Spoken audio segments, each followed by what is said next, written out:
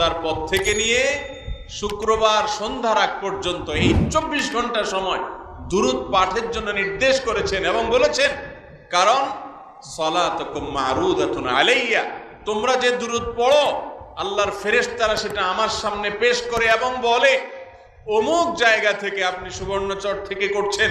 তো আল্লাহর ফেরেশতা বলবে যে হে আল্লাহ রাসূল, সুবর্ণচর থেকে বাংলাদেশের ওই থানার ওই উপজেলার ওই গ্রাম থেকে অমুকের ছেলে অমুক আপনার প্রতি দুরূদ প্রেরণ করেছে।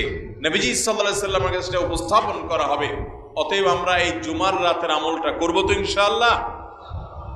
ভাইরা আমার, আপনি যদি আমাকে জিজ্ঞাসা করেন যে ভাই একটা আমলের কথা বলেন যে আমলটা আমার সকল কিছুর জন্য যথেষ্ট হয়ে যাবে, তো আমি বলবো সেটা হলো দুরূদের আমল।